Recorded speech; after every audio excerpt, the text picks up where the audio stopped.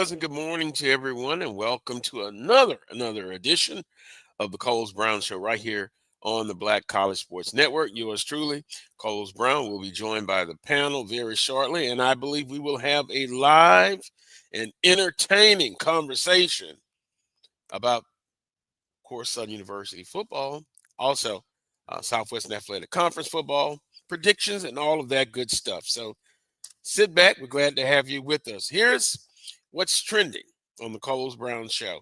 Southern University lose on the West Coast, or they lose on the West Coast.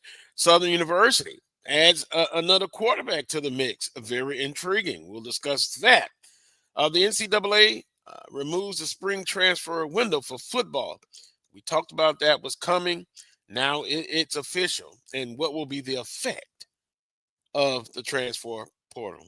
And last but not least, our SWAC Football Report, which we will recount last week's games, look at this week's schedules, and make predictions. Now, as always, the panel, as we introduce them one by one. We have Charles Edmond. Good morning. Good morning. Good morning. Coach Pettaway, good morning.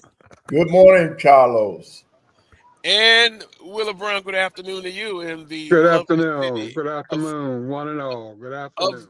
Of Baltimore. Go Ravens. Yes, indeed. Yes, indeed. I guess that'll be on my bucket list. I heard they got good seafood there. So I like to compare and contrast with South Louisiana. Good morning to everyone in the chat room. We appreciate you joining us as usual. Don't forget, hit the thumbs up, notification button. We're also back on Instagram, so we appreciate everyone. So let's go right to it. Southern loses on the West Coast, 56-7. I could give you a lot of stats. That's not necessary. But one bright spot. Ashton Struthers comes in, his first action, and he drives the Jaguars down the field. But they're only scoring in the game. So I also had Southern adds another quarterback to the mix. How many we will have to the mix? We'll add another one. But Willa, Coach Pettaway and Charles, he looked good. Mm-hmm. Going up against the FBS team, the talent discrepancy is big. But he had command of the offense. He was 9 of 14 for 124 yards. And I thought with Coach McNair's play calling, wasn't bad at all. There was opportunities. If this young man came in, and they called the sets for him, and he was successful per se, McCoy just struggled. And he struggled badly. Mm-hmm. So they went to replace him. It's like Coach Pettaway, I guess, Obi Trotter or your point guard is not giving you what you need. You go with a change, and so that was the bright spot. So for 56-7, they lose to Fresno State. Now there's 3 losses on the season, 1 victory. Now you stop it right there. I know it's a lot of doom and gloom. I'm still for the Jaguars. I'm still behind them 100%. It's been tough, yes. But now you have a chance to start conference play, which comes up next week, and it's a big one. It's against a team that has defeated you multiple years in a row, and that's Jackson State. Some would say it would shock the world, but let's just think. If the Jaguars shock the world, they're off to a great start in conference play, and they still have their most valuable goal in front of them, and that's winning the conference or winning the Western Division and getting back to the SWAC Football Championship. Now, there's a lot to be said before then. There's a lot to be happening before then. But I just wanted to say that. On this show, we call it the way we see it. When they don't play well, we say that. When they play well, we say that. It has, once again, been a tough opening for the football season, but still, maybe they can change it around. What say you, Willer? I think they got the positives out of last week's game that they needed to get. Apparently the changes that were made were, for the good. And we knew the score was going to be pretty much what the score was. So, Mm-hmm. they're beating around the bush about that. And now it's just a matter of using this bye week to get ready for, conference play. So, as Charles was stating, we went, in the room back there. It is getting to be crunch time. There's no doubt about that. Mm-hmm. And to say that it's not, we'd just be kidding ourselves. But at the same Mm-hmm. time, I applaud Coach Graves once again. He recognized the changes that needed to be made. He went about the business to make those changes.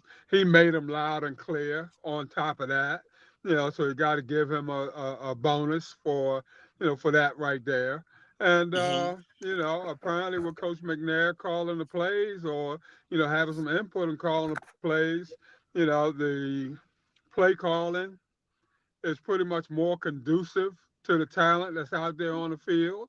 And I look forward to see how Southern does come next week.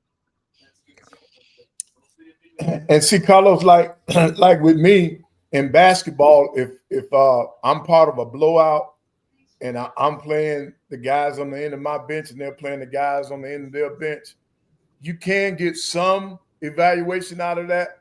But to Mm-hmm. me, as a coach, I wouldn't put too much into it because if I'm playing my end of the bench and they're playing their end of the bench, it's kind of hard to really say what you really have because my end of the bench didn't go up against their starters.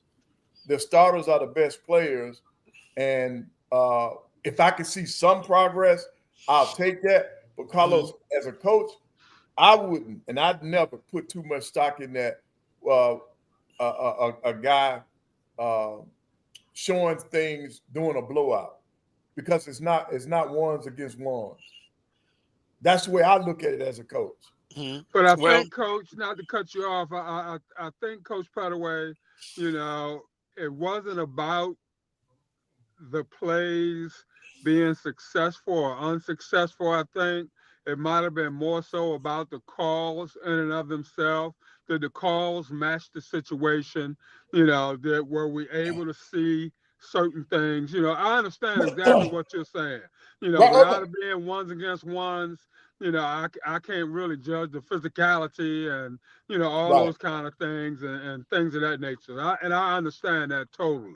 right. And But if really, you I'm more talking about the players. I'm not talking about yeah, yeah, uh-huh, yeah, yeah, I'm yeah. talking about the players, the coaches. Oh, Yeah, okay, yeah. okay. Which I'm makes talking sense. about the Which makes players, sense. not Yeah, the which scheme. makes sense. No, you Right, couldn't right, really right, judge them.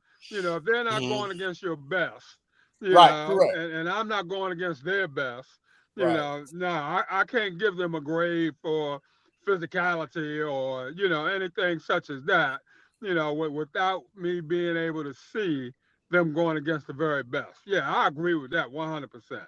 Definitely. well, Right. let me And well let me add. Coach Graves should Mm-hmm. be happy that the young man was playing to the end because that's one of the Mm-hmm. things as a coach you want them to play for the entire ball game. So for him Mm-hmm. to come in and drive the team down the field, that's a great thing for him. It's a big positive. But like I said, you don't. To me as a coach, I would Mm-hmm. not read too much into that. Yeah, that's all I'm saying. Yeah. It Mm-hmm. was Well, wonderful now. And that mm-hmm. that is a glimmer of hope in a game that you are not going to win. Mm-hmm. well, let me add this. He played the rest of the game. He came in the second quarter. He was going up against their first unit. Oh, okay. Yeah, yeah. He was going up Okay. against that first unit. Now in the second half, when things get away, Mm-hmm. Fresno State start, adding, different players from the team. Okay. So that's why it was impressive to me. And if anybody gets a chance to go back and look at it on YouTube, you'll see the command of the offense. I mean, the play calling on that series was good. I mean, back-to-back plays, he had 16 double-digit yards passing the ball to receivers. So it looks to me from the play call, and maybe perhaps with Coach Frederick, some of this in the equation is based on what I saw against Fresno. Again, this was in the second quarter. People are open. People got open, but can you deliver the ball? It's like the point guard. Can he get the ball down the post? The guy's begging for it, and he's got an advantage. Right. And Well, so, Carlos, in that case, I stand corrected. I thought you meant that the kid came in the fourth quarter. I didn't see the game. I was at another game. Right, so right. I thought you were saying that he came in the fourth quarter and did this. But if he did it against their number ones, that is that's great news, man. So yeah, there is something to build upon, because if he was in the game in the second quarter and he was moving the team, then yes, that's absolutely great. So I stand corrected. I thought we were talking about a kid that came in the fourth quarter, when of a blowout. So I stand corrected. Well, I'm partially to blame. I should have gave a little bit more details. Yeah. And so now it begs the question, oh boy, who starts next week? Because you still have Jalen Woods, who was out, and everybody wants to see him in a full game. But I'm gonna be honest, that I guess because I'm not a coach, I would say who performs the best in the open week, in the week of in game week. Right, and then it gives you a stronger quarterback room too, because now you got three people that you feel that can move the team down the field. You got McCoy, you got Woods, and then you got this kid who has shown you some good things against the FBS school. So that's a positive thing down the stretch. Carlos, we all know now. You just one injury away, because even though we're celebrating here on the hill, we still got to see what's going on with Brown, because he did get hurt in the next to the last series now against Tennessee State. Yeah. Well, Carlos, I'm so glad you brought that up, because that's where kind of I was going with it. Look, Struthers did well against Fresno State. Congratulations. He did a good job. Okay. You got a bye week this week, and you got a big game next week down in Mumford. Huge game.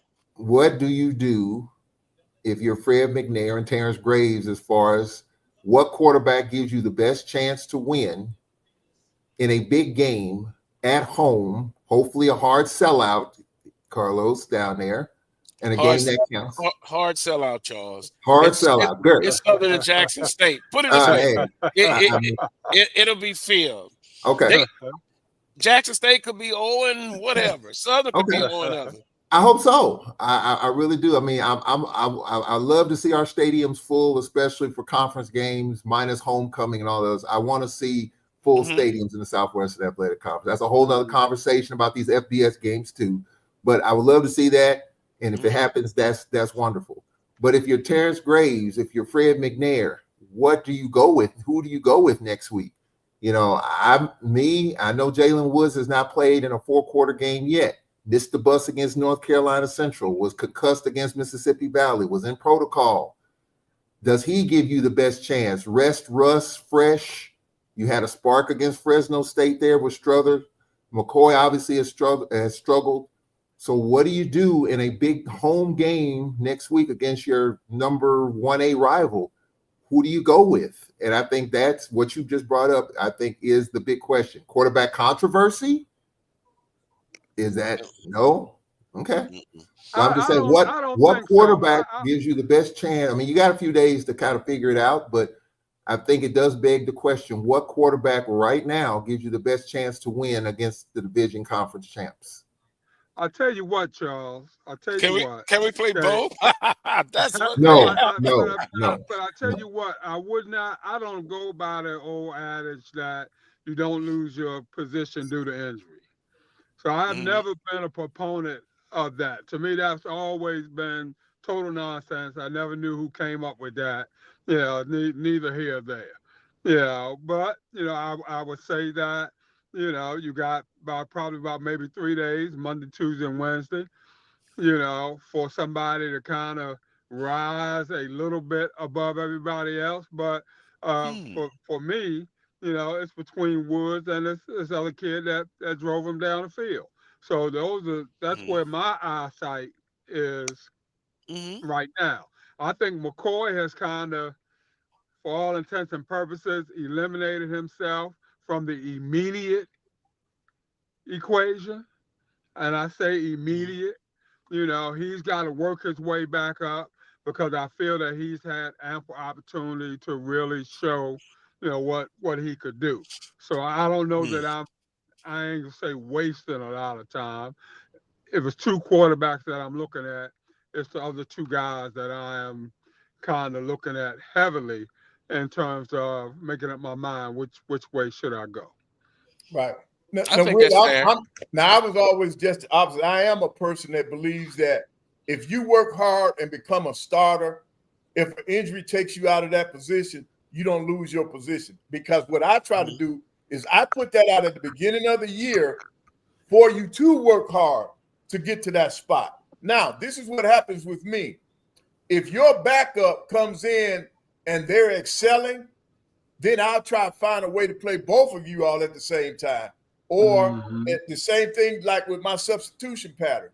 My kids were allowed to sub themselves out of the game. If they're playing hard and doing everything right, if you raise your hand, I will take you out. And then that means that when you are ready, not me, you can go back in. Ready, you can go back in, right? Yeah. So I did that to make my kids play hard. Give me everything you got because my style of play, you're not going to be able to play 40 minutes anyway. So give me what you got while you're on the floor. We're going to have this honor system. You can take yourself out. Now, you don't raise your hand after you went out there and screwed up now. That's not you subbing yourself out, But and for me now, it does not work for everybody. For me, that was successful because I did it from day one. So give me all you got, become a starter. If you put yourself on the line for this team, you get injured. When you are through when you're clear from your injury, you get your position back. And then it's up to me as a coach to get that guy who came in for you, who was excelling. I got to get that person on the floor. So I think like in football, if he's doing well, Coach Pettaway, if he's doing well, I see no reason why the kid, don't stay. But and I think that's where football is a little different from basketball. Yeah, that's why. Just going to say, believe. Yeah, football might be a little different. I believe that's the difference between the two sports. Yeah. But in football, because of the demands, of the particular positions, that sort of thing, I just think that, when you're coming back off the injury, that sort of thing, you got to kind of ease your way back into it. I don't think you can just jump right back out there and it's like you never left, that sort of thing. So, like I said, I just think that's just the difference between the two sports. But I understand exactly where you're coming from. I used to do kids the same way. If you took yourself out when you was tired, it gave you the option to decide when it was time for you to go back in. And if I took you out because you were tired, then it's my option. I decide. And I'm going to take a little longer with it simply because you knew you was tired and you ain't raised your hand to get out of there. So that's a little bit selfishness on the player's part. So I understand. But for me, guys, it's like you prepare all off season. And we've talked about Southern's quarterback situation in the offseason. I think we kind of knew that Woods would probably be the starting quarterback. We know what happened in game one, was concussed in game two. We haven't seen a whole lot of him. So is it to say that he has not performed? I think you could say that McCoy has struggled. I think looking at the chat, and Carlos, you've seen it, he has definitely struggled and may have regressed. So now you got Struthers who came in and provided a little bit of a spark against Fresno. You're going to throw him out there in the first big game? I mean, I don't know. But I'm just saying that have we not closed the book on Woods, but has he taken a step back? And it's hard to say that because he hasn't played. He hasn't played. It's tough. And so I think it's a tough call no matter which way you go. But I tell you what, I mean, just in the grand scheme and the bigger picture of this, Southern's got to get it done. Southern's got to get it done at home. You got another bye week. You got Bethune in Daytona, and then you got Prairie View coming to Mumford. I know we don't like to look ahead, but you got to kind of look at it like that. You can't afford to go 1-2 in those 3 games. I know it's 1 week at a time, win the week, but you got to find some sort of spark right now. And so and I think it's just a tough decision for Coach Graves, no matter which way he goes, because he is shaking up the offensive room with McNair taking over the play calling and all of that. It's different, but you got a big game against your big rival coming up at home. So I think it's a very tough decision to make no matter which way you go based on the quarterback situation at Southern right now. But you know what, Charles? I don't look at it as closing the door. You know, and I guess maybe that's where we differ. I don't look at it, if Woods is not the starter next Saturday, I don't look at it as the door being closed. I just look at it as, you know, he didn't do enough during the week to show me that he was fully ready to get back out there. These concussions, you know, I don't know if you guys ever had one before. I've had quite a few over the course of my career. Mm-hmm. And, you know, they ain't nothing to sneeze at. Right. You know, when you're trying to get back out there, that sort of thing. I mean, I've been to the point where, you know, I didn't even know where I was, but went back out there and continued to play the game. Wow. You know, and completed the game, you know, but could not tell you today what happened during the game, what the final score was, none of that. You know, even the town that we had played in. I knew we were on the road, but I couldn't tell you what city we were in. You know, the whole 9 yards with that. So, you know, but you know, back then the demand was a little bit greater, you know, and if you didn't go back out there and use a sissy or a punk or whatever it is you wanted, you know, they were gonna call it. You ain't want to hear that part. So, you know, you did what you needed to do. But these concussions now, I mean, they're nothing to sneeze at. So, you know, I look to ease them back. Right. Yeah, if at all possible. I got one worse than that, Charles. I had a freshman point guard, a starting freshman point guard. He gets concussed in the 4th game of the season. The 4th game, this is in November. He does not get back in the lineup until December. I play Auburn. Auburn sets a back screen on this kid. He gets concussed again in that game now after being out for almost a month. That kid never played another game of college basketball, and he was my starting point guard. Yeah. Wow. And it was all because of concussion. Yeah. That kid lost his career in his freshman year with 2 back-to-back concussions, and he never played another single game of collegiate basketball. Yeah. Well, I will say, guys, you're exactly right, and I don't know, Carlos, you might know where he is in the protocol. You know, he missed the Alabama State game. Obviously, the bye weeks, that's 2 weeks. We don't know. So I'll back up a little bit on that because we don't know where he is. Has he cleared the protocol? If he hasn't, and if there's still something there, he probably won't play. And I'm going on the assumption that after a couple of weeks that he should be turning the corner on it, but I don't know that for sure. So I'll regress on that. But that aside, you still have a quarterback quandary to deal with. You got one in McCoy that struggled, and then you got Strother with limited action. So I think that's a big deal. And then Carlos, we talked about the quarterback. You know, Southern last year won the division. Their defense was outstanding, especially in the 4th quarter and overtime of games. Givens was the anchor there. Congratulations to him. He's going to the Legacy Bowl. He was one of the first picks there. But I think Southern's defense, their defense is going to have to tighten up. And against the Jackson State team that had a lot of guys out against Tuskegee last week. Well, let's go back. We'll probably get an official at his press conference, at least give us some information about where Woods is at. Right. You would think, everyone who gets a concussion, it's the standard protocol for that. But then next, it depends on the person. Some may come back a little quicker, some may be a little longer. I will say, if you put it in the probability, he has a chance to start. And again, I think it'll go back to the off week and then this first couple of days of game week. Now, here's what I say. This is just my opinion. I feel comfortable either way based on what I saw. Now, I noticed you said limited action. Yeah, it's limited, but it was against who? A Fresno State team. Again, wasn't the backups. It was against the starting defense. Yeah. And so from that sample, I'm satisfied with that. So either way. I don't think it's a tough decision. I just think it's a decision that they're going to have to make.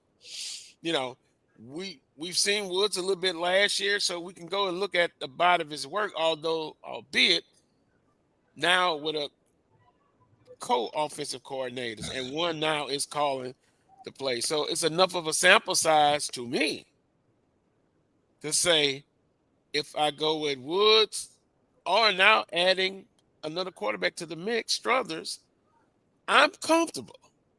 Yeah. Now, it still goes to execution. A more worrisome thing is, besides that, is penalties. 12 for 91 last week. Yeah. That has been consistent, right? Yeah. Special teams, another field goal got blocked. Is it the protection? Is it the field goal kicker, or is it two things can be true at the same time? Yeah. I go with the latter. So there are pressing things among a lot of different things that he's got to decide on. But to me, it's just a decision to make. I don't think it's a really hard decision. You present it with what you have, the facts, then you make a decision, and based on that, and you go with it. Jackson State, yep, your arch rival. They've had Southern's number lately, but prior to that, Southern had their number. So remember, our definition again of a rivalry is back and forth. It's not one-sided. Right. Yeah, Jackson State's going to be favored. Nobody's giving them a chance in hell. Nobody. But guess what? Fans and hosts can look ahead. They can. But those players and teams, they got to just think about the task at hand, Coach Pettaway. Yep. That's Jackson State. And what if Southern shocks the world? Then what we've talked about, the dynamics have kind of shifted a little bit. You're still in position to get it done. Now, we come back next week and it's a blowout or what have you. Then the storms are getting closer. Now I'm using the storms, Coach Pettaway, but yeah. I'm not the king of fandom. I understand fandom. That's a part of the process. But I still look at Southern University. That's who I'm going to, if they were 0-3, 0-4, I'm going to still try to find some positives. But I'm also going to be a realist that I noticed they have not played up to par so far. And that's just the way it is. Yeah. And you lay it out like that, Coach Pettaway. Yeah. Well, I'm still for Coach Graves. I'm still pulling for the Jags. I think he and his staff they'll get it together. And yes, the Jackson State game is going to be a big game. Excuse me, because it's the next game. It's the next game. So they'll be looking forward to it. And I think the players, they're going to have some pride in that locker room, man. They're going to want. They know that JSU is their rival, one of their rivals, and they'll be ready for that contest. They'll be ready. They'll be ready to play. And just block out all the social media. Hell, I block off some relatives. That's gonna happen. You shake it. No, Charles, you shaking your head. I'm saying they should. No, they should. Oh yeah. Because if they go just by social media, hell, they shouldn't show up. They shouldn't show I up. agree. So I agree. that's what I mean. You know, being part of a team before, I know. Yeah, you got to block it out at a certain point, Coach Pettaway. You know, I remember Coach McNair, he's like, well, you know what? I'm not doing this show anymore. And I heard him specifically say he was tired of players coming to him almost in tears about their classmates. Everybody getting down on him, just getting down on him. So he said, you know what? So, yeah, Willa, like you, social media is part of the process now. Tune But out the noise. it is not the whole shamata, the whole thing about it. Now, I stopped listening. You know, I just talk with a select few about what's going on with the team, you know, how can they get better, what they should do. But I don't get personal. I don't go on these social media pages because parents listen, players, and if they're not watching, it gets back to them. Mm-hmm. And last but not least, if I'm a player and I got all this, I just circle the wagon and I come out. And if I go down, I'm going down with a hell of a fight. That's the way I'm looking at it. But I'll get off my soapbox now. Well, Carlos, you're a third of the. Go ahead, Charles. I'm sorry. Well, I just want to ask Carlos because I didn't see the game. Obviously, we're at Mississippi State, and that's a whole nother, you know, that's a whole nother deal right there. You know, we lost to Mississippi State big, and that brings up a question about these guarantee games I want to bring up as far as the topic goes. Because our fans, we've been doing this a long time, guys. I have not seen so many fans that are anti-FBS matchups. Our fans say they don't want to play them at all. My partner, Emmanuel Barnes, has said, I don't care how high or how low on the FBS totem pole they are. We don't need to play them. And fans are pretty outspoken about it.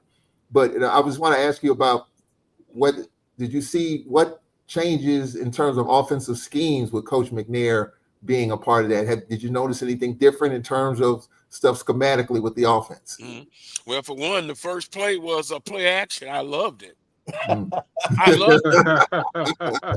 loved it because sometimes you can kind of do the same thing and you're not getting results. If you're getting results, old Coach Charlie Brown, my best friend's high school football player, will say, run it again.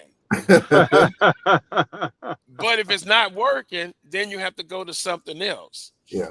And so, of course, according to the action, I wasn't there, but I was listening on the radio. He was open. The ball didn't get delivered. Yeah. You know, then you need a quarterback when you're calling the play to execute it, you got to make a quick decision and then go with it. So I saw some things each from the play calling. First down. They did end up running more than they were passing, but first down I saw the big difference. It was some passing plays sprinkled in, play action. So yes, you can. My producer's talking to me. But yeah, I saw some things, but it's 1 week against a playing up against a team that has more talent than you. Now, let's see in week 2.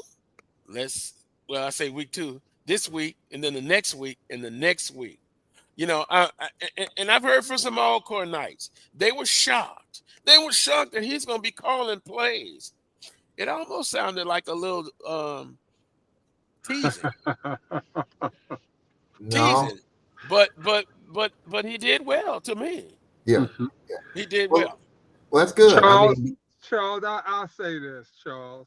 If your fandom doesn't want you guys to play the guarantee games, you know, then part of us getting out of that, they're gonna have to dig a little deeper. Yeah, they're gonna have to help us out. Because the need is there. You know, if you guys don't want us to play Mississippi State or whomever else may be out there for the semi-big dollars or what have you, you know, then you guys need to dig a little deeper so that we can try to depend a little less on those kinds of games. You know, I would like nothing better than to go play an FCS opponent for a meager guarantee, that sort of thing.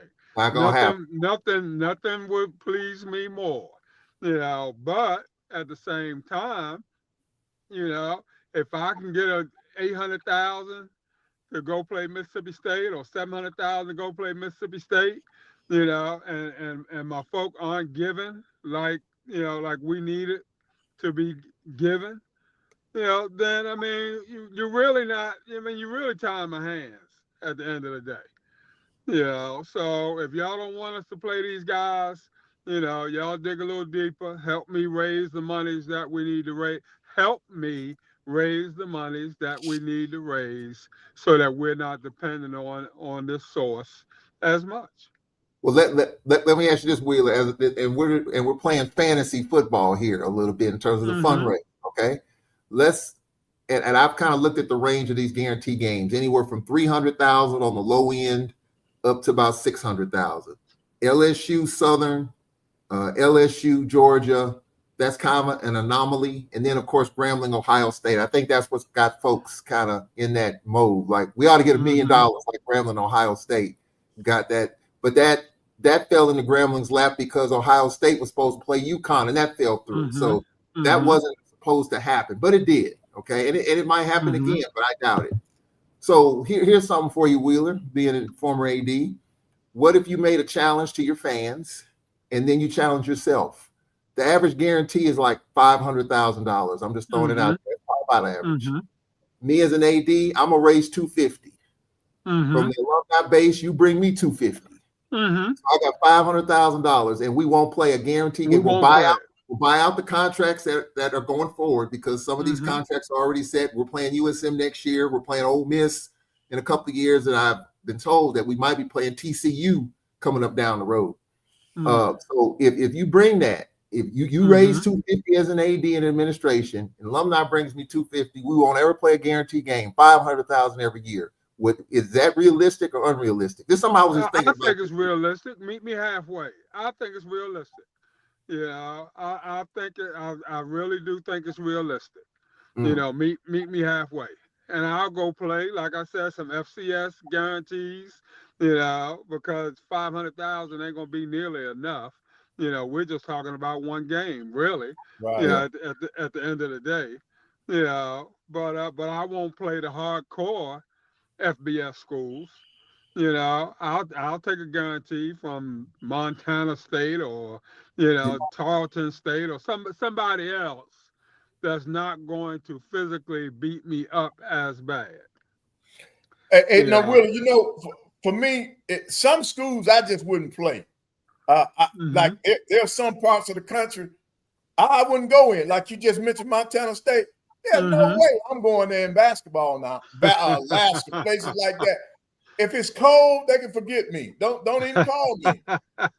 You know, our conversation ends on the phone at first when you introduce yourself and you're from the wrong state. So location has a lot to do with it. And of course, also the opponent.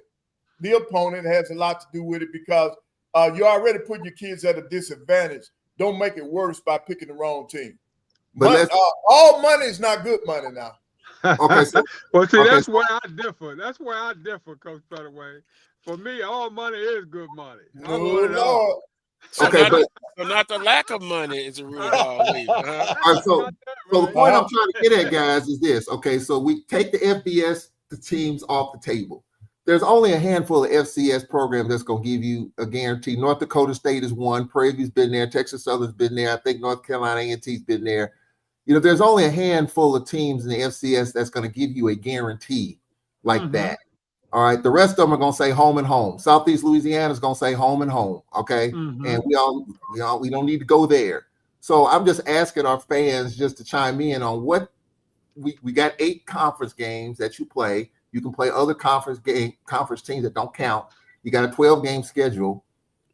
There's only a handful of MEAC teams that's probably available and realistically, you can play them home and home. So what type of games would our fans like to see us play? A Miles, College of Biblical Studies, easier. I mean, regional games that draw. Regional games that draw. What are those? Well, okay. You just mentioned one of the ones for us now. In Huntsville, Alabama, you bring Tuskegee and Miles in here, you got a gate. I'm just being honest now. Tennessee State. or they're on the schedule, right? But at least that's FCS. But playing Dime will bring gate for Alabama A&M. But All then, right, so Coach just Pettaway, playing- if you bring in a Tuskegee or a Miles, and you've increased your chances of not winning that game, then the worst thing that can happen, on top of not playing a major guarantee game, is to lose to a division below you that's a rival, a semi-rival, that's Right. in the same state that you're looking to recruit players from. But you know what, though? I'm going to tell you this, Wheeler.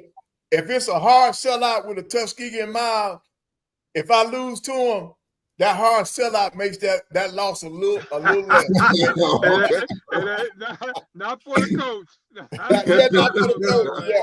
Because when it comes time for negotiation, when negotiation time comes around, believe you me, that's going to be on the left side of the chalkboard when we put up pluses and minuses. That ain't going to be over there on the positive side. That's for sure. Gotcha. So that's my point, Carlos, in terms of these, and I know we've talked about these guarantee games ad nauseum, but what's the other option, and what would our fans like to see to fill those slots?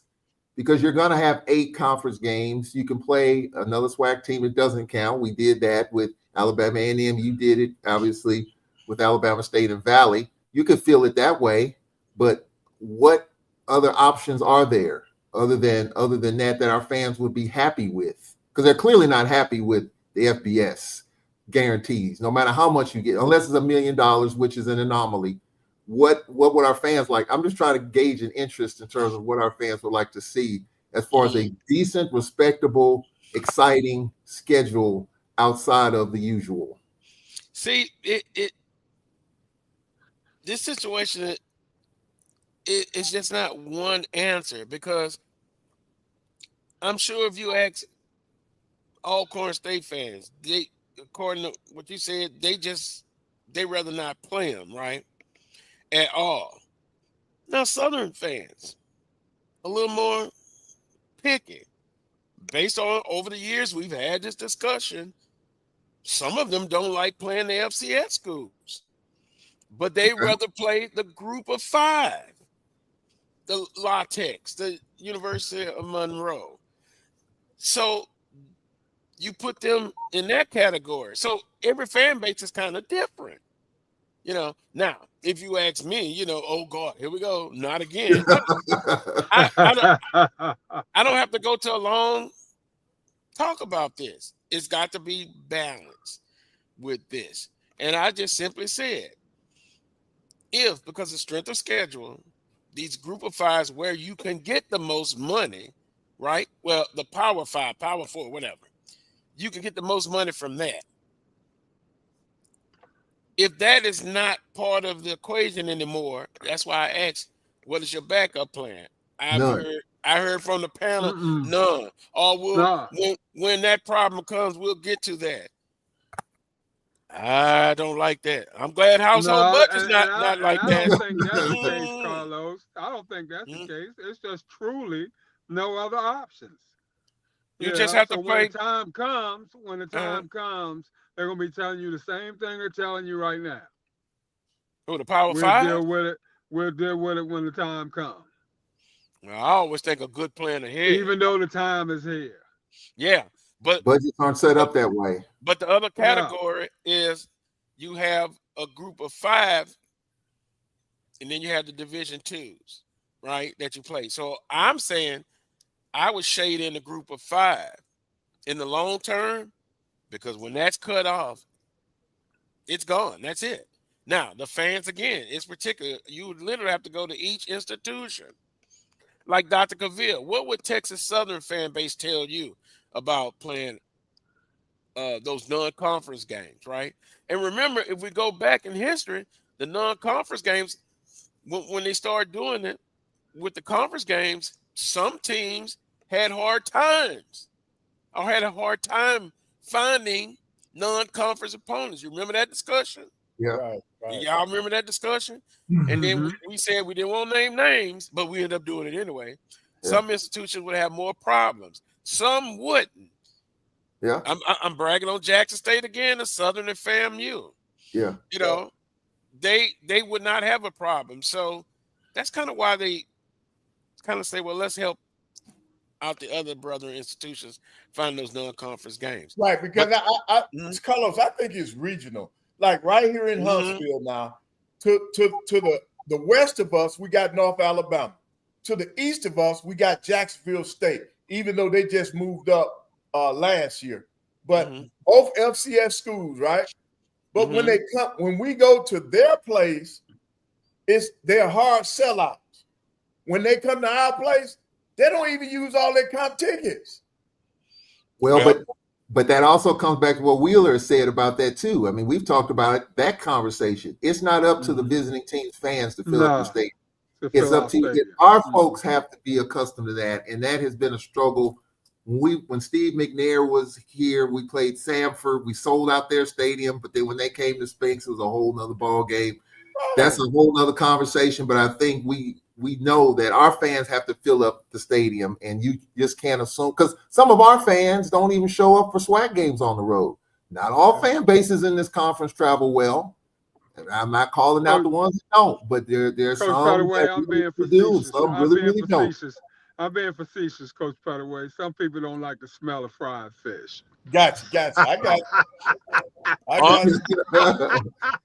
On that note, we're gonna take a time out in a minute, but Roy wants to come in. He's the CEO of Black College Sports Network. So I'm assuming he's backstage and he'll join us. He wants to talk about something, but you know, this is an interesting topic. I mean, it's always interesting, but it's going to require multiple solutions for multiple problems. But that's intriguing about each fan base is different. They all want to win. Some travel well. Remember we talked about some are in rural areas or small towns. Some are in huge cities. And Willie, you made the point last week. In Houston, I'm sure it's so many things to do. In Baltimore, Baton Rouge is a mid-sized city. So it's quote unquote a college town.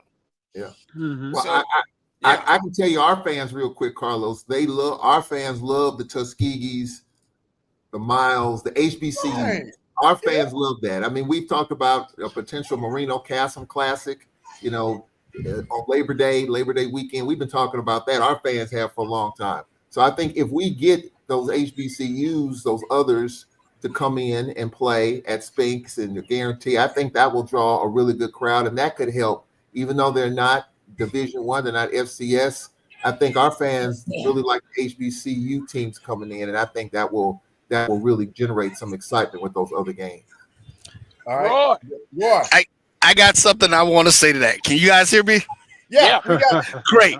So, Charles, you actually just mentioned part of what I wanted to say, and Coach had the other part. It's regional. At this point, you have municipalities that will pay for HBCUs to bring classics to their cities. The schools have to be forward-thinking enough to go to these places and say, hey, we want to bring Tuskegee and Alabama A&M and see what they would, and tell them, you have to start with travel, lodging, and meals before we discuss anything as it relates to the gate, so that they're doing that. But we don't need to keep playing these payout games. Y'all know I hate those. We need to stop. But Wheeler's correct. The fan bases have to step up, and we've got to do more. So that was my quick 2 cents. Y'all got it. Why every time I come on the show, y'all want to make me argue about this topic? It's a conversation, Roy. It's a conversation. Listen, man, we are here. We didn't do the game time before Carlos today, but we are in Greensboro, North Carolina for the Aggie Eagle Classic. We're going live after he goes off. So you guys make sure you stay tuned in to check us out. We're going to go around. We got David Rhodes over here from Inside the HBCU Sports Lab, Indy Report, who's going to be doing some stuff, showing us around. Look, this is my first trip to Greensboro, first trip to A&T, and yes, I have on my Rattleless shirt. That was gonna be done. Find out when they're gonna put that Wheeler Brown statue.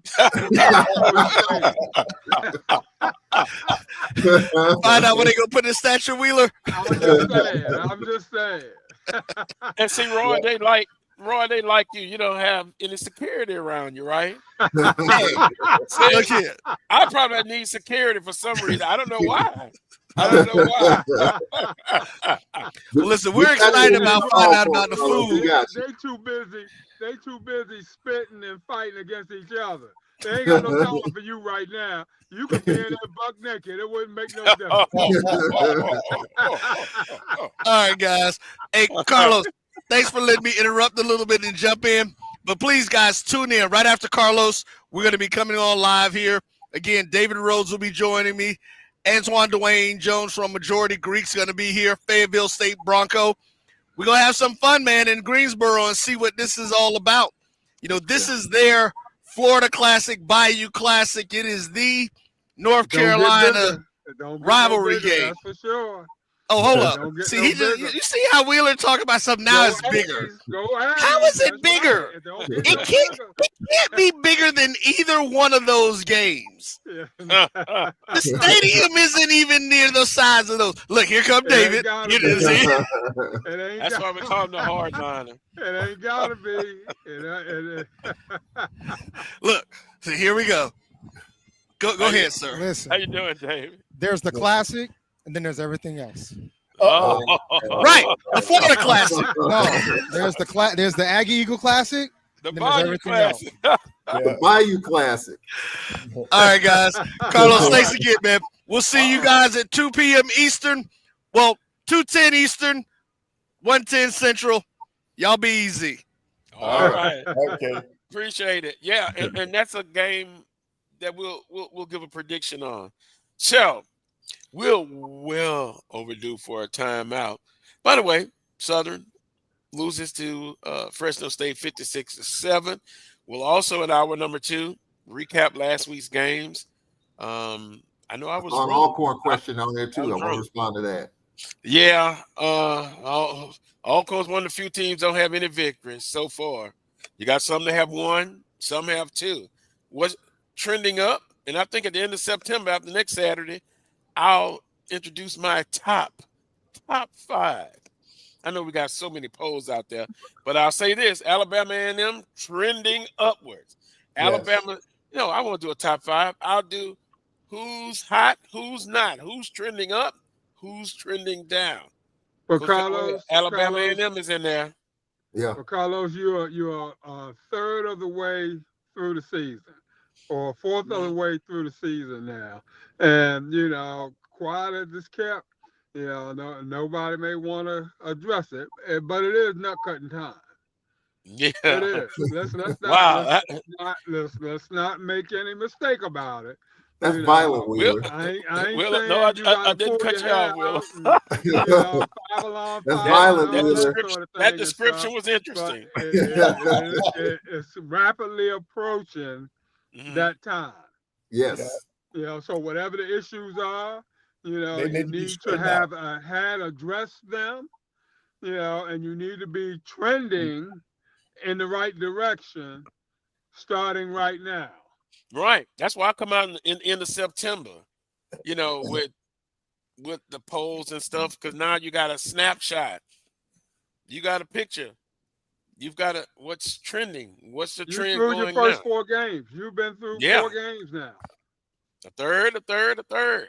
Yeah. There's only been 1 conference game that counts has been played so far. That's Texas Southern and Prairie View. Mm-hmm. We have not had a conference game that on the eastern side. There's 1 SWAC game so far through the first month. But I do think that's okay. And that's okay. But people got to start feeling good about themselves and where they are and where their team is at this time, that sort of thing. Regardless of record, regardless of, what's going on outside of that, internally, these schools got to start to feel like, we here. we are arriving. Or even though we haven't accomplished what we set out to at the beginning of the season, there's still light at the end of the tunnel. These schools have got to kind of re-identify themselves if they haven't done so already. Those that got issues need to have identified them and are working on the things necessary to turn these particular seasons around, the whole 9 yards. Because this is approaching the point where it could go south really quick. Exactly. Well said. We will take a timeout. Well overdue. And when we come back, we'll have our SWAC football report. And, of course, we'll still continue the conversations. Wheeler, Coach Pettaway, and Charles, once again, on my dying bed, they will ask me about guarantee games, and I'll still have the same answer. No. And balance. Schedule smart. Somebody's got to bring you a $500,000 check, Carlos. Yes, and they then do, Carlos. Yes, they do. If they bring you a $500,000 check, then the whole idea will change. Well, Coach That's Pettaway, that's the answer right there. Who's negotiating all of these? I brag and be cocky about it. Yeah. Southern gets a little bit more. True. Maybe not more than Jackson State, but those two. And but you're spending a little more too, Carlos. You're spending a little more. Don't mention the $18 million budget. Please don't. Please don't. I'm just saying. When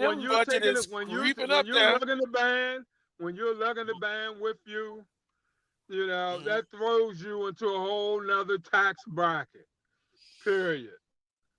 Because their money is coming out of that money also. So we talk about 700,000-800,000. When I'm dragging the band along with me, that's 200,000-300,000 that's going in their direction right off the bat. So that's 200,000 or 300,000 that's coming out of my pocket that I can't put in my budget. Well, I do like Southern did. Hey, if you want the extra sides, like when you order something, they don't come free. They don't come free. And then I go. I have the professional black associate professional association at New Mexico. Hey, we'll kick in the extra 350,000, and they did it. They did it. So again, it goes back to who's negotiating. If I'm going to sell my soul, and that's literally what you're doing, it won't come cheap. Yeah. We'll be back after this timeout. You're watching the Carlos Brown Show right here on the Black College Sports Network.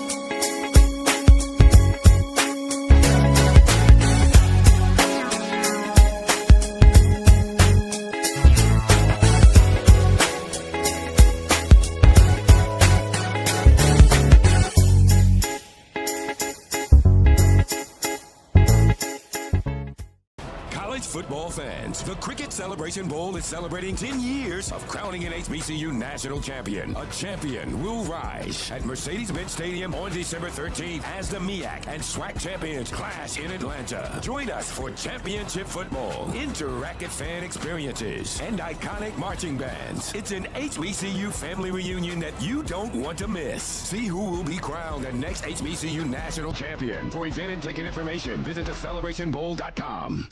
For over 30 years, HBCU Image has been more than just an apparel store. We've been a movement, a state, a legacy. We celebrate the pride, the purpose, and the culture that make historically black colleges and universities legendary. Whether you're a student or a lifelong supporter, our gear lets you wear your HBCU story with confidence and style. Because when you wear HBCU Image, you're not just wearing clothes. You're wearing culture. You're wearing pride. You're wearing purpose. HBCU. With over 25 years of serving our communities, Destiny Financial Services, a division of Global Life, is here to help you and your family through difficult times. From cancer care to accidental industries to cardiac care, we all know that there are times that you can't control what happens in your life, but you can be prepared to weather the storm when it comes. Call DFS at 877-300-8269 or visit the website at www.globelifeinsurance.com. That is 877-300-8269, or again, the website at www.globelifeinsurance.com. ESPN Events presents Red Lobster Band of the Year, a title reserved for elite HBCU marching bands. A season-long competition that culminates in Atlanta on Friday, December 12th. Drum majors, percussion, drill, auxiliaries, musicality. All aspects will be examined by the toughest judges in the world of college bands. 4 will qualify for the big stage, where national champions will be crowned. Follow us on social media for rankings updates throughout the season. And join us in Atlanta on December 12th. For event and ticket information, visit bandoftheyear.com.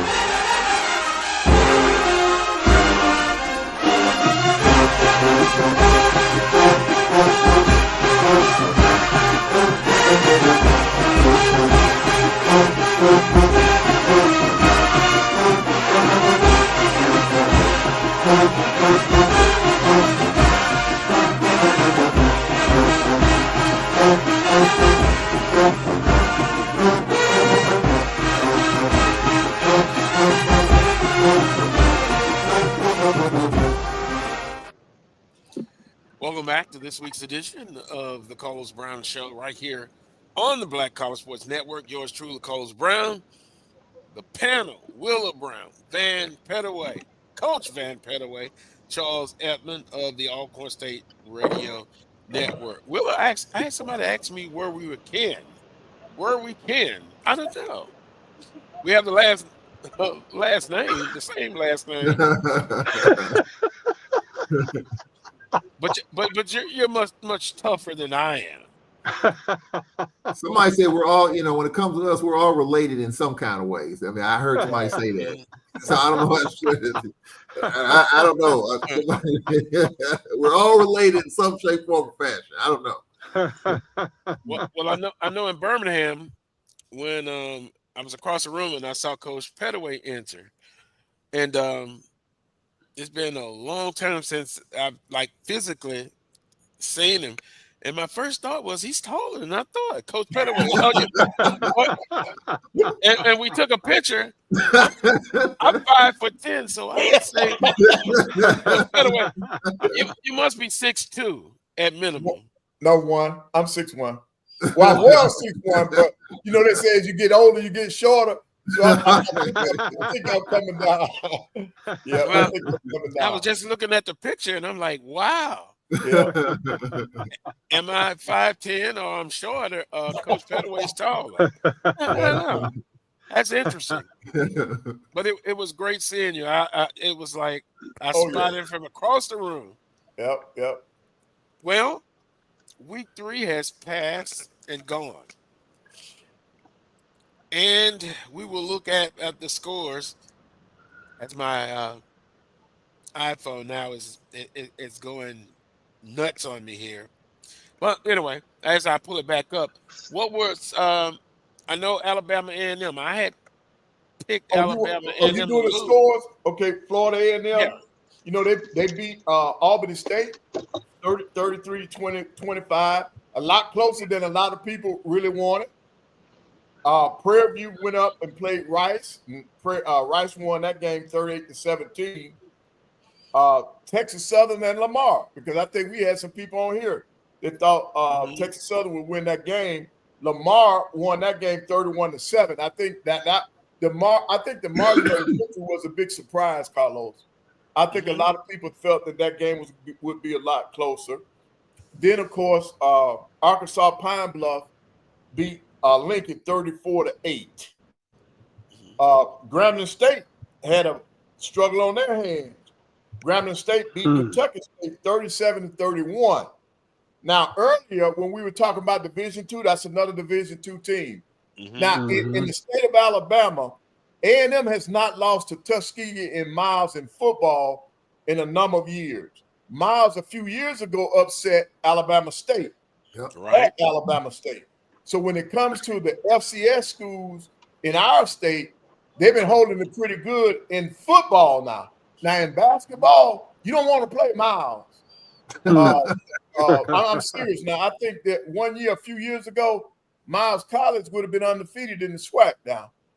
Because they beat a lot of teams early on. But getting back to the football side of it, then Southeast Louisiana played. Oh, there you go, Carlos. It's up now. Oh yeah, and I got it up on my phone. Okay, go ahead, Carlos. Well, Kentucky State and Grambling State 37-31, but now it was a big controversy. Yeah. Let me see if I can get it. The whistle should have blown. It didn't. Grambling strips the ball and returns it for a touchdown. And by the way, Coach Huggins, Kentucky State football coach, saw the young kid grow up. He's a native of Baton Rouge, Louisiana. Played at Southeast, then went to McNeese, started his coaching. He's a coach that we talk about opportunity and up and coming. Keep our eye on him. But great job, Kentucky State. I'm not gonna slash and burn the referees. I'll just say they're human. But maybe they should have blown the whistle. And then annual checks, eye check. Maybe they need to have it twice a year. I don't know. But that was a blown call. But Kentucky State, don't let it get you down. Great performance. Outstanding performance. With what, Will, 45 scholarships? Yeah. What's the Division II? Oh, 36. 36. Wow. 36. Yeah. But great job by Kentucky State. Also, you playing down like that, Carlos? Do anybody think that somebody ain't gonna get hosed and all this? So all games matter? Is that what you're saying? I'm just saying. You think you're gonna get a call in Grambling? Well, I know who can't get a call. Does any D2 think they're gonna get a call in an FCS facility? Well, Willa, that's not. It's the principle of it. I'm on now. You taking this check? You got to take something else with this check. Well, maybe they should send them an extra 5,000. I'm talking about a fish sandwich. You gonna take something else with you with this check? Ain't gonna be no Papa John's pizza, that's for sure. So we can say the same thing, Wheeler, when we play up, when we play Mississippi State or that's Fresno true. State. That's what they're saying. Well, Coach Pettaway. That's what Ohio State said to Grambling a couple of weeks ago. Do you think anywhere in your feeble mind that you're gonna come out of here with anything? I agree with Karen. I agree with Karen Griffin. Kentucky State was robbed. And then guess what? Where's the home cooking? Is that's what you're talking about? I don't see it at A.W. Mumford. And don't start in the chat room talking about weird calls in Mumford. That doesn't exist. Some people that doesn't exist. Well, I do remember Prairie View one time they did score and they called it a fumble. He crossed the goal line. Okay, G Boom. I remember that. That was the only case I can see. There's no such thing as home cooking in Memphis. Now, I digress. Since we got it up there on a graphic, Jackson State minus 10 starters, 30-0 over Tuskegee. Alabama A&M, congratulations. I picked Tennessee State. Home cooking, no such thing. Alabama went in there and got the victory 23-21. It was Mississippi State 63, Alcorn State 0. Was there a running clock? That's all I wanted. I thought I heard something about that. No. Okay, so what happened? And this is something I learned. 10-minute third quarter and 10-minute fourth quarter. Cedric Thomas talked with the officials on Friday. There was a possibility that could happen if the game gets out of hand. He was addressed about it, and he agreed with it, along with the coach, him and their coach. They agreed to it, and at halftime, and there is no such thing as a running clock. Although in the rules it's written that it can happen if the two sides agree to it. I don't think that was even approached. I think they just took the 10-minute running, the 10-minute third and fourth quarter, and called it a day. Wait a minute. So they knocked 5 minutes off the third and fourth quarter. Right. It's happened before. Arkansas Pine Bluff played Arkansas last year. They agreed. It was out of hand at halftime. 10-minute quarters. It has happened quite a few times in the past. I wouldn't have been surprised if Grambling, Ohio State was that way in the third and fourth quarter. I don't know. I didn't look at the numbers on it, but that is allowable if the coaches agree to it. And Cedric Thomas said he said it on the show the other night, he had no reservations, no hesitation. He did it. Want to keep his guys healthy. He wanted to play everybody, which he did. But yes, that is allowable if the two coaches agree. How you guys feel about that? I don't know. I ain't feeling too agreeable on that. That's just me, I guess. I'm a little funny like that. But let's ask them in the chat room how they feel about that. Dr. Carey, EA, Dr. Cavill, Adrian Crew. Yeah. How do you feel about that? I think on one hand, Carlos, I think, and I see what Wheeler's saying, the competitiveness in you, and here's the crazy part about this rule, though.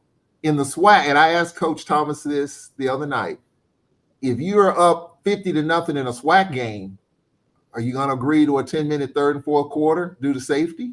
And he said no. He said that's not even that probably won't happen. So if that doesn't happen for a SWAC game, then you would think, well, why you want to do it for any other kind of game? That's correct. all I'm saying. Okay, but now, Will, let me ask you this now. If you know you playing up and you just going there to get that doggone check, why wouldn't you want to go ahead and get the heck out of there as soon as possible? why wouldn't you want to get out of there as soon as possible? It's just my competitive nature, Coach Pettaway. Ain't gonna let He's a hardliner. Roll over like that. I just, I understand his point. Don't beat the snot out of me. That's okay. Just keep kicking me. I'm down. Come on. Give me more. I just can't go out like that. But look here. Here's the thing. Go ahead and beat me 70-0, not 90-0. Yeah, let me out of here. You put the 70 on me. Let me get out of here. Yeah. Hey, can you put a stipulation in the contract? 1st to 50? Oh, first of all, I'm being facetious, but then I go back. I hear people say it's a necessary evil. If you ask athletes, they want to have a chance to play. See how competitive, because sometimes in high school they come out all being equal somewhat. I still go back to it. That's right, Pat Riley, balance. Yeah. and Carlos, I did think about that when it happened, because there is a small part of me that, as a competitor myself and doing other stuff, that would like to just play it all the way out regardless of the score. I understand what Wheeler Brown is saying about that, but I think it is about safety in sports there too. What are you going to get out of a situation in the fourth quarter? You're down 80-0, And Right. Brian Fulford wagered in terms of what Vegas is saying about these type of things. And come on, Brian. well, I'm just saying. I mean, all this is in the pot, whether we like it or not. And so I think that's an important concept. And this is another reason why, a lot of our fans, despise these games. But then I told the other argument on this too, guys. We cry when we lose Ohio State 70-0, but then when we beat Ecclesia 70-0, we're celebrating and laughing. Mm-hmm. Not the me. Mm-hmm. I'm just saying. I'm the saying the fan part of me, no. Well, no, I'm just saying. I'm just saying. It's no. just the range of emotions. We're crying when we lose 70-0, but then when we beat Lincoln 80-0 or 71-0 on our homecoming, we're laughing and smiling. And again, I'm not judging those emotions, but I'm just saying, what are we looking for here? I mean, that's the question that I'm just merely raising. Balance. Being dominant in your conference. Non-conference games have a winning record. Notice I didn't say perfect. And that's what you do. You're in the conference, so you can't lame and complain about, well, we got a lot of weak sisters in there. Every conference has teams that are not as strong as others. Correct.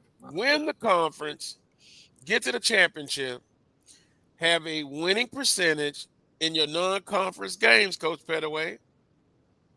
And that's it. And then FCS non-conference opponents have a winning record. That would be my goal. Don't come to me and say, well, no, I wouldn't play Southeastern. They don't bring anybody. I don't care if they bring one person in that stadium. If you're winning and you're dominating and you're consistent, your crowd will be there. Yeah. That's my take. Now, I could be totally wrong. Right. No. Right. You are correct. And I think that's why, the matchup I always joke about, Carlos, with you and the Jaguar fans is Southern and Southeastern. Southern fans going to fill up Strawberry Stadium. No doubt about that. But then when Southeastern comes to Mumford, are you going to have that same Southern crowd come to Mumford to pack the stadium when Southeastern makes that 45-minute trek or whatever it is? That's the question. If you have beaten them, and let's say this is not the first time you're playing them, and again, I go back to the example with Northwestern State. When they came, it was packed. I had a Northwestern State lady was looking like horrified. I mean, like, lady, you're going to be safe if that's what you think. She was like, no, Coach Pettaway, no. Yeah. I'm shocked. Yeah. I counted, and this lady said she counted 100 RVs. I only thought I would see that when we played LSU. Yeah. So I use that as how it could be, how it used to be. That. And they filled the stadium up with conference games, Charles. Yeah. Because they had that swag about, we know we're going to win. It's just about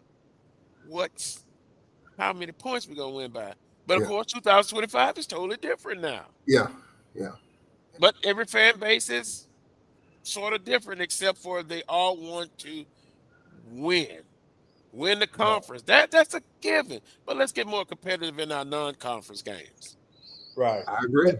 And Carlos, you had one more non-conference game last week. South Carolina State beat Bethune now, 55-41. That was a big game for me now because look at how many points Bethune-Cookman put on the board. Yeah. So they came back in that game. Down big. Right. So Bethune and then Alabama A&M has got to go there next week. That's going to be the game of the week for me. I'm going down to Daytona to watch that game. So I don't know what the setup is going to be like there for me to be on next week, but I plan to be in Daytona for that game. Well, with that said, let's look at this week's game. Ain't much of a press box down there, Coach Pettaway. Ain't much of a box down there. So, you might be setting up in the stands down there. And, but you know what? I'm just saying.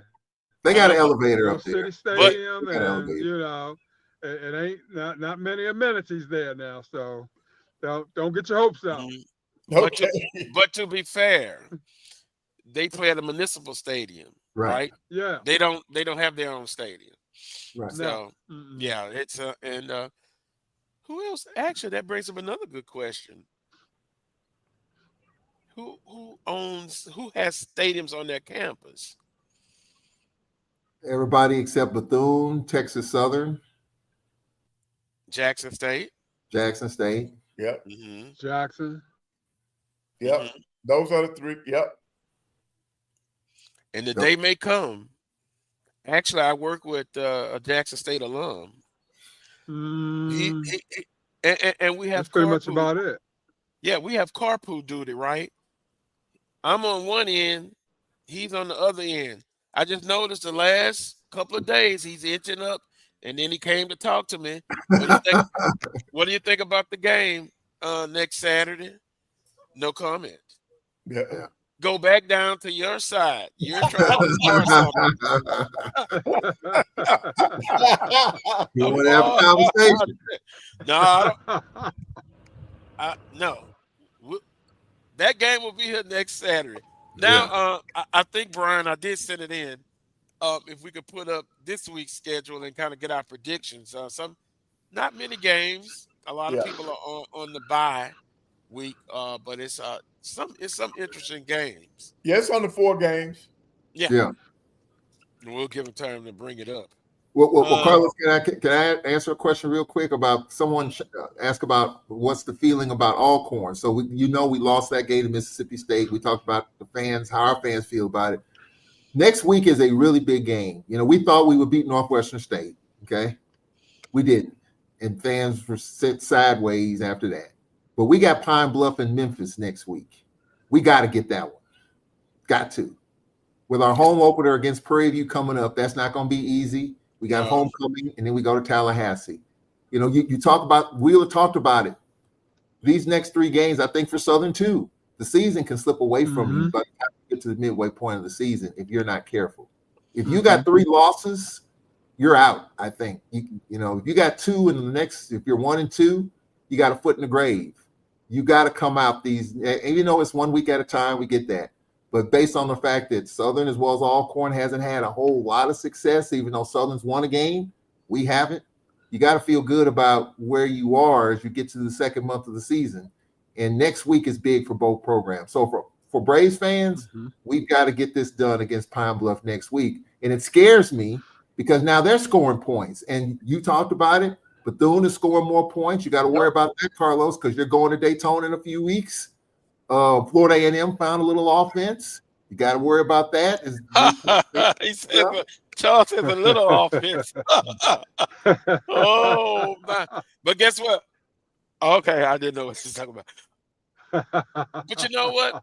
Step back from the emotion. Step back from the doom and gloom. Step back from it's a third of a season. It's still from a mathematical standpoint. Let's say Alcorn loses to Pine Bluff. They're not out of the race. No. That's one loss. No. Southern and Jackson State, albeit a loss, and people coming up with crazy things telling me about, I got to shut it off. What if this possibility, that, this a possibility. That's a possibility. It's possible. It's possible. But it's one game, Coach Pettaway. Yes. I'm just trying to calm it down just a little bit. Now, if you start off 0-4 in conference, then all bets are off. Yeah. But so I just kind of want to kind of bring it down a little bit. It's just I know the climate we're in. One loss, some people like tear the mortgage up, everything. But it's one game at a time. But Carlos, I think it's important. It's important for you guys because you're at home. And being in your vaunted stadium and your vaunted environment and everything else that goes on with that. Everybody just can't expect to just walk in there and come out of there with a win. And when they do come out of there with a win, everybody's kind of a little bit more up in arms simply because the feeling is we ain't supposed to drop at home. Yes, who you play. We ain't supposed to lose at home. We ain't supposed to lose at home. Yeah. But Wheeler Brown, let me say this. when it comes to Mumford Stadium, it's a whole nother animal. Terrence Graves said that Mumford Stadium can be a chamber of horrors for the visiting team. Absolutely correct. But when the home team ain't playing well, Mumford Stadium is one of the toughest places for the home team. Because I've seen Southern, when they play Alcorn, play uptight, the fans on the edge of their seats. You can cut the tension with a chainsaw. And if Southern doesn't win next week, you got another bye week. You go to Bethune, and then you come back for Prairie View. The tension is high. And just like Alcorn, if we don't beat Pine Bluff next week, the tension, we haven't even played a home game yet. The tension is going to be high I would think Pine Bluff, Charles. I mean, the tension is high regardless. It is. But it's a little bit higher when you're not getting off to the type of start and the expectations are a little bit higher. So nobody should be surprised if Pine Bluff beats you guys next week. Wait a minute. We did, after the North Carolina Central game, Coach Pettaway, wouldn't you think the tension was high then? Yes. Tension was high. Beating Valley. It still was tension. Oh, they should have won by more. That's one of the first things you heard, but I take the win. So it's not separate. That tension is always there. And that's what you have to live with. Now, Coach Pettaway probably could coach at Southern. He could. Coach Pettaway helped me. Because, the expectation, but it's expectations at every institution. Right. Now, some may not be realistic, but it's real. It's real on the Bluff. It is real. And it's real because of the high expectations that Southern has put forth for themselves in the past. They've been to 2 of the last 3 SWAC championship games. They've been to SWAC championship games under 3 different coaches, Big Worm, Dooley, and now Graves. You said it several weeks ago. It's Atlanta or bust. That hill is hard to climb. I still say that. That's my motto. The hill is harder to climb every single year. The dynamics are different. The hill looks different. Even the climbers look different. The tools that you have to climb that hill is different. It's all different. So there's a little bit of panic because of the way the teams are playing right now. Okay. And if you saw some light at the end, some light somewhere, you would say, okay. But for us right now, our defense is struggling. We got Jalen Tolbert, the quarterback, has overthrown some receivers. Receivers haven't helped them. We're getting receivers open. For Southern University, they got a great running back, but you got 3 quarterbacks. One has been in protocol, all of those things. Momentum, like Dr. Cavill, momentum is real in either direction. And so how do fans feel? This Jackson State, we're talking about Southern. Jackson State is a big rivalry. Mumford, hard sellout. You don't win this game, Carlos, the questions are going to continue. You got a bye week to stew over it. Then you got to make that trip to Daytona Stadium, which is not an easy place to play. I understand. And so you want to, because Southern success has been there over the last few years, to me, from my vantage point, and we had the success too with 6 straight division titles. We're spoiled. We've been to 3 Celebration Bowls, hadn't won one. The expectations are high because you've been there. You've been close. But now you look at it right now, in this prism right now, it's hard to see that. So the opportunity is there at home against Jackson State to get off to a good start. If you don't, you got a bye week to stew. You got a long trip to Daytona. By the time you get home to Prairie View, the tension at Mumford, if you don't win that game against Bethune, that tension against Prairie View at home is going to be tough. And so I'm just saying, I know we got to. Yeah, but all I'm saying, you're still talking about weeks ahead. I'm in the reality now. I'm not disagreeing with that part. Right. Yeah. But right now you're trying to figure out what quarterback's going to give you the best chance to beat Jackson State, a team that got banged up against USM and their backups against Tuskegee. Backup quarterback came in there and did really well. Morgan is their quarterback. So you got a Jackson State team that's healing up. You struggled against Jackson. You played them twice last year. I'm just saying, I think the anxiety is high because of the success that Southern has had in the past and where they are right now in this prism in this moment, and just trying to figure out what you can do to get a big win at home. Well, you got to take them fans out of the equation. Take them fans out of the equation. Expectations they're going to be fickle. They're going to be who they are that sort of thing. But you know, you got to they have close the ranks. they have a right to feel the way that they do.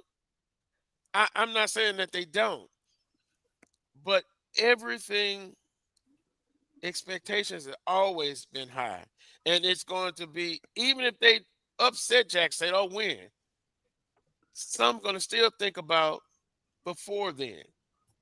They have to look at it as 1 week. Yeah. Oh, if they lose to Jackson State, then they got to buy. Then they got to soak with that. Then they got Bethune-Cookman. Hell, no game is going to be easy. No, the rest of the way. So I just don't want to. It just sounds like so much doom and gloom. If we get to that part, we get to that part. But right now, it's you got to focus on Jackson State. Right. But Carlos, here's the big thing they need to focus on. Just relax, because you don't have to play today. Just relax. See, don't bring all this anxiety on now because you don't play for another week. Just hard to sell that, Coach Pettaway. Hard to sell that as a fan. Listen to this, because you know maybe I'm not hearing it right. Dr. Carey says, Charles, if I was on the ledge, listen to you, I would make the jump. You know, we're entitled to our opinions, but it does sound like doom and gloom. Right. You know, it's like I'm one of those. I don't think it's the end of the world if you guys lose to Jackson State next week. I just don't. Technically, it's not. I don't think so. I just don't think so. But I'm one of the people the fans may feel differently or what have you, but you still got your goals in front of you, all that sort of thing. You still got a whole lot to play for if you come out on the wrong end. You don't want to come out on the wrong end because of how the players will probably feel after it's all said and done. So I'm more concerned about their psyche than I am about the fans' psyche. I could care less what the fans are thinking or what they want to do. That they're going to be there, they're going to be there. If they ain't going to be there, they ain't going to be there. I'm playing like ain't nobody in the stands but me. It's me against the world. Tackle, that defensive end in front of me. We just dancing. Just me and you, baby. Just me and you. Play the music. Let's go. My whole point is, why now? My whole point is, why now? Why put all this pressure, whatever you want to call it, on yourself today? You don't play until next week. You don't play until next week. So enjoy today. You're going to be undefeated today.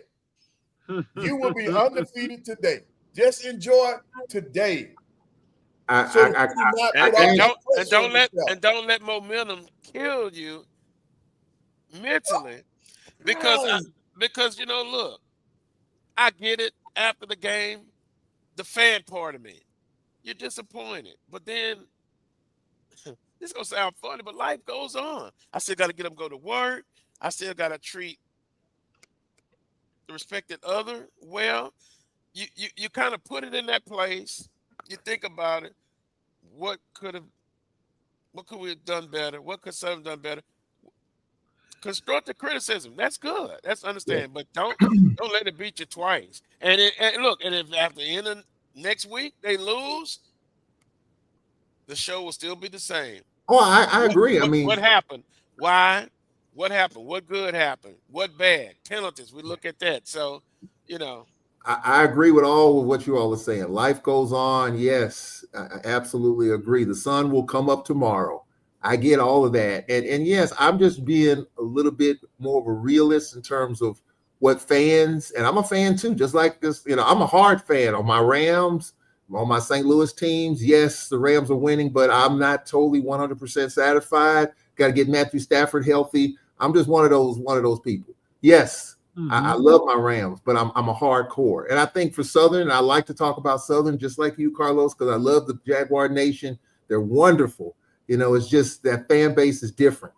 But I'm just saying right now, and even though it's a bye week, yes, we can relax. But I guarantee you, there's only four teams that are playing today, 8 that are off, which is highly unusual at this time of the season. But the ones that are playing well, like Alcorn, and I've seen the comments about Cedric Thomas. Yes, this is a big second year for Cedric Thomas. There are people that feel a certain kind of way about that. The Pine Bluff game will help a lot as we come home next week. We got our one quarterback. Our defense has got to show up, and we got to cut down on the penalties and avoid special teams mistakes. So there's a lot to fix. There's a lot of anxiety because our fans love Cedric Thomas when he was hired as head coach when Fred McNair didn't take the contract offer. Cedric Thomas was a guy led by Ced. People were excited about it, and it has not come to fruition so far. So our fans, even though it's a bye week, I talk to our fans all the time. They're thinking about Pine Bluff next week. Yes, that's 7 days away, but that's just what fans do. Fans think about their teams. They love their teams. So I respect that totally. So, yeah, we can relax. Some can relax, but I guarantee you, some in the Jaguar Nation that's antsy today. There's some in the Braves Nation that's antsy today. There's some in the Jackson State fan base that's antsy today. And the game is 7 days away because they want to see better for their teams. I get it. I understand it. But we're just looking at, in the moment, what's at stake. In the East, it's tight. Jackson State is in the moment. Right. But you brought up a very good point. In the moment. In the moment, you can relax. I'm not talking about 2 weeks ago. In the moment, you got to be right where your feet are. That's where you got to be. I agree. I agree. But Charles, I tell you, I have an issue with, demanding a championship when you ain't paying for one.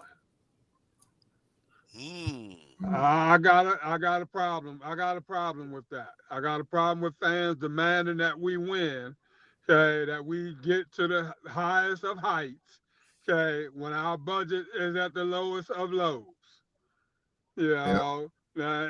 Something ain't equating there, and that message needs to be loud and clear. If you want to demand excellence in all ways, okay, then we got to fund our programs to the point where, they're getting everything necessary in order to win. But if I ain't giving them everything necessary in order to win, okay, I'm just kidding myself in terms of demanding that they win all the time. Ain't gonna happen. And if I'm in a position of authority, I got to make sure that message stays in the forefront of everybody's mind and that it remains loud and clear throughout the entire process. Yeah. Don't come to me and say, I need to get rid of Cedric Thomas, okay, and he got the second worst budget in the SWAC, and you want to know why he come in third in the West or fourth in the West. Damn it, I can tell you why. Look at the dollars. Make it make sense. Yeah. Consequently, the flip side is also true. Okay. If I got everything necessary in order to win and I ain't winning, then I got to judge you in a different light at the end of the day. You perked up there, Carlos. Yeah, I'm thinking. That's all I'm saying. I got to hold you to a higher standard. We know who he's pointing to. Because I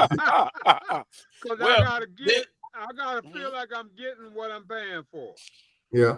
And let's say this. I gotta know why. Money ain't the issue. Is there something else? Is there something else that I'm not doing as your administrator? Is there something else that the program needs? Are we putting the money in the right areas, funneling it in the right direction?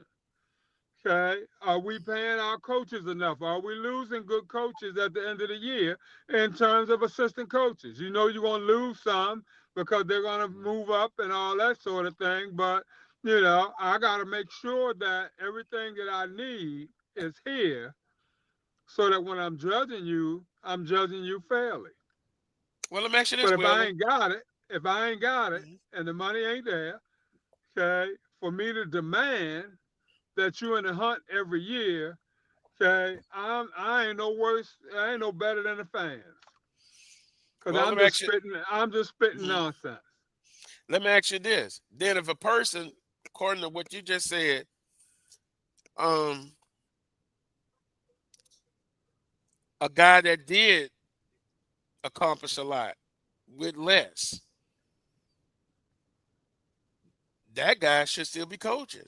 head coaches Definitely, somewhere. ain't no doubt about it. I've said Oh, yeah, I that. agree. And, I've said that numerous times. we know who we're I've talking said about. that numerous times. Right. I have Coach said that McNair. numerous. Oh, no doubt. No Yeah. doubt about simply on that fact alone. Yep. If Now- I'm a program and I know that I don't have the best of the best in terms of dollars and cents, I'm looking for a McNair to come He's into my my guy. program. He's Because I my know guy. he can do more with less. Mm-hmm. You know, Now- I'm looking for those guys that can do more with less.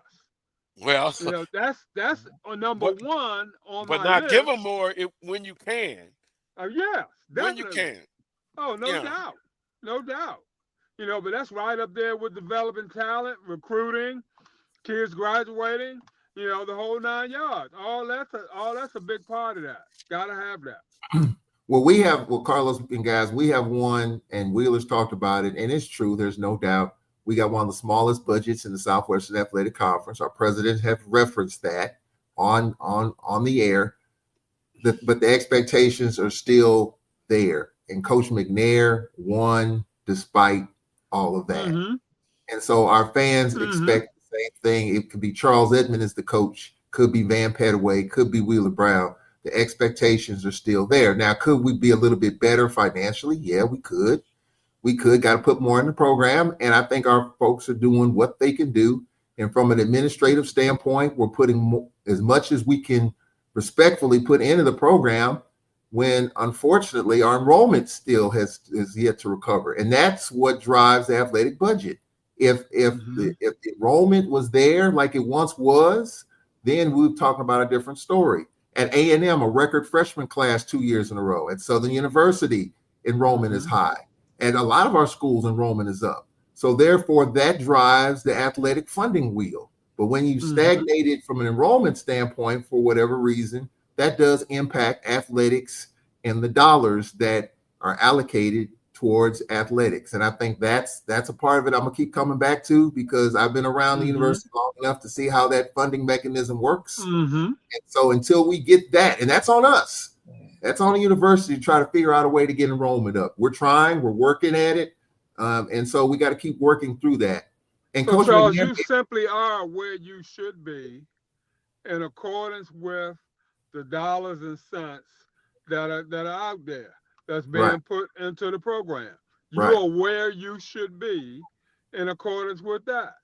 You know, and you know, unfortunately, it pretty much is what it is on that. You know, so I mean, Thomas is gonna have to try to do the best he can with what he has to work with. You know, you shouldn't accept shoddy play. You shouldn't accept millions of penalties and all that sort of thing, because that goes beyond dollars and cents. Yeah. You know, you shouldn't accept receivers dropping balls and all this sort of thing, or quarterbacks who can't get the ball to the receivers, you know, or linemen who can't block, because all that's beyond dollars and cents. Correct. You know, but things from a financial point of view, you know, that do make a difference, you know, you guys have to get a pass on that. There's no doubt about that. Right. And you know, my broadcast partner, Emmanuel Barnes, who's my mentor coming up through Alcorn, he says this all the time. And it's pretty simple, guys. Let the head coach, and Vann Pettaway's been a head coach. You give him the tools to work with as best as you can. You let the coach make the decision in terms of his assistants and the players. You let the coach make the decision, and you evaluate the results. Exactly. Pretty simple. It's about as simplistic as it gets. And I jump off the ledge. People saying I'm pushing people off the ledge or whatever. I'm coming off the ledge a little bit on that, because it is pretty simple. You know, you let the head coach make the decisions, and you evaluate the results. Now, sometimes some decisions are being made and driven from above your means, and they shouldn't be. They shouldn't be. Well, I'm just saying boost. I mean, we're talking about bigger programs in a lot of cases, and even some of our schools. I think some of these decisions are being politics. Driven. Politics, exactly. And so head coaches are fighting that, as well as other factors that are part of that as well. And I think that's a tough thing for that's a tough balancing act for coaches to deal with. I'm sure after that Southern game, there are people above Terrence Graves that say, hey, coach, you got to do something here. I mean, and Terrence Graves may or may not have thought about it, but there are influences above the head coach and even the AD that's driving some of this stuff sometimes. And so we understand it, we get it, and you just, well, at least I do. I get it. And so it's just, you just got to, that's a song and dance the coaches have to deal with. I just get it. I can't go crazy. The fan part of me. I can't have a bad day. I just can't. Life's too short, especially what I'm dealing with. It's an enjoyment to watch college football. It's an enjoyment to follow Southern University. Has it been tough? Yes. Are fans important? Yes. I'm not saying fans are not important, but I say sometimes we put too much. All of us have a part in the conversation about what's going wrong or what's going good. But I wouldn't put one above the other. It should be equal. It's called shared wordness and shared happiness. And right now, but my coach is going to know. My coach is going to know that I have his back, 1,000%. And it should 1,000% of the time. And the coach can't worry about he's going to know that. He's going to know that. He's not going to hear anything from the street committee that said, Mr. Brown said, they're trying to replace you over here. And all. No, he ain't going to hear that. He ain't going to hear that. He going to hear me solid in his corner 24/7. Any beefs we may have, it's going to be between us. And it's going to be kept in that office between us. Yeah. So if I don't like the way the offense is running and all that, who am I? I'm just the athletic director. You the coach. Yeah. Coach these guys. Coach these coaches. How can I help you? Do you need anything? Right. Do what you need to do. If and that's somebody you need to let go or get rid of or what happened, let's do what we need to do. Yeah, that's not to discard the fans, because I know fans are fanatics. But I don't think we should sometimes we put too much on the fans in particular, specifically with social media. But the fans also, Carlos, are buying tickets. The fans are paying. I understand that. And they have a right to express themselves. The problem I have is when and if they get personal. Oh, I agree with that. No, that's not. Yeah. But anyway, we're almost out of time. Yeah. Brian, if you can put up, let's get our predictions in. And that'll be for this week's schedule. Brian was talking to me about if we have that. But if not, 4 games today. I have it right here. Yeah. The first one, Bethune-Cookman and Edward Waters. Trap game. And I'm going to go on record. I like Edward Waters in this game. All right. Brian Jenkins just got a new contract at Edward Waters. That was news this week. Brian Jenkins is a really good coach, by the way. I think, wasn't he at A&M? Yes. Right. Yeah, he was at A&M, and then you got Dooley down there helping him with that offense, man. That's why I'm going with Edward Waters. Brian Jenkins going back to Bethune-Cookman. He's going to have them kids ready. Should have never left Bethune. Should have never left Bethune. He had been tumbling downhill pretty much ever since. It seems like he's got his footing now at Edward Waters. And I'm gonna go with them today. I'm gonna go with them. I'm going with Bethune. I'm going with Bethune-Cookman. I think they found some offense. I think they'll add to that. They're at home. It's hard to win at Daytona Stadium. I'm going with Bethune. Noah Bowden.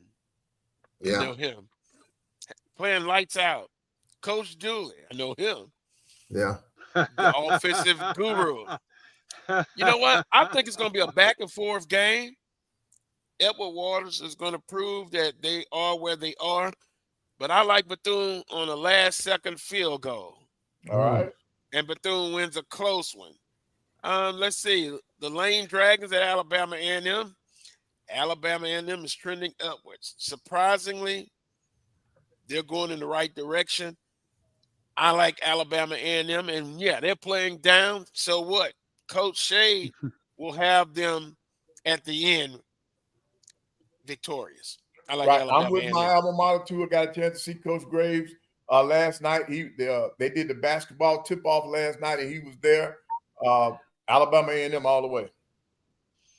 Trap game. by a lot. Trap game. If Brown isn't healthy, Coach Pettaway, and if they don't have that mental edge, it could be a little closer. But I think Alabama A&M's the better team. I got A&M, but they better come with it. Right. East Texas A&M Lions. They've had some blowouts. They played up. They've got the guaranteed money, I'm sure, in the bank now. Grambling State University, winning record, but something just still doesn't smell right. They don't meet the test to me. I'm going with East Texas A&M. Maybe I can be objective because, well, that's my opinion. And if they lose, I'll stand on it. But Grambling State, I like East Texas A&M in this one. They'll get their first victory of the season. Charles, have you seen who they played? They played I have. Yeah. Okay. Yeah. Right. Well, I'm gonna go with Grambling. I think playing at Grambling, there's too many things that can happen and will happen down there. Grambling will win. Oh, Coach Pettaway, you're not saying a controversial play, huh? Oh, okay. I'll go with Grambling. That one was a tough one. They found a way to win last week, even though we know what happened. I think some fans still aren't quite sold on Mickey Joseph yet, but I'm going with Grambling in this one. Well, I'm bucking the trend. I'm going with East Texas on this one. Okay. I ain't buying Grambling stock yet. I ain't sold on the stock. I ain't sold on the stock yet.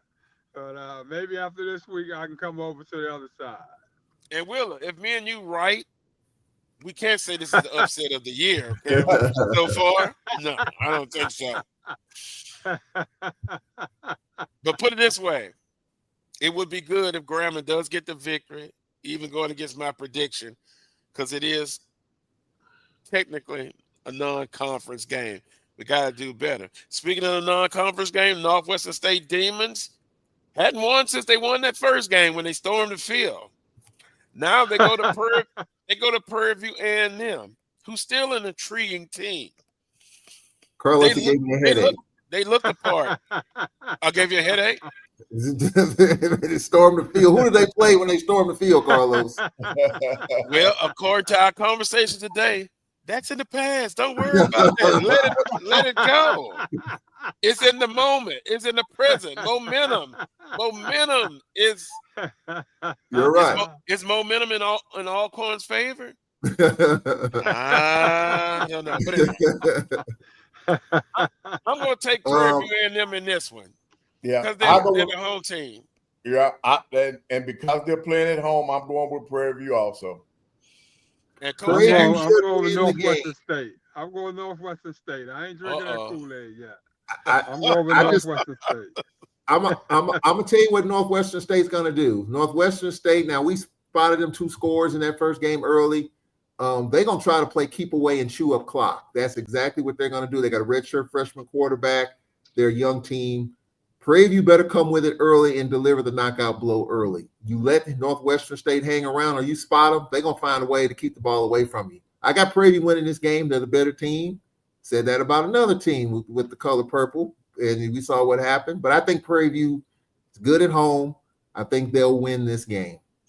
Let me quickly go in the chat room. Michael, Road Dog Reed said, East Texas A&M has only scored 1 TD all season. Grambling owes it to themselves to prove last week was no fluke. Right. Yeah, they've let's see, they have only scored 1 TD, but guess who they played against? The majority of our teams would probably be in the same fate, maybe. Some would score a few points. Then also, Emmett Jones says, this is Trumaine Jackson's chance to really send a message. Can he do it? 1,000%. If he can, he will. Trust me. If he put up 70, Coach Pettaway, he'll do it. Right. But that's why I believe PV will come out on top because even though this is early in his career, this is a big game for him now because his team's got to start matching his bravado. Okay.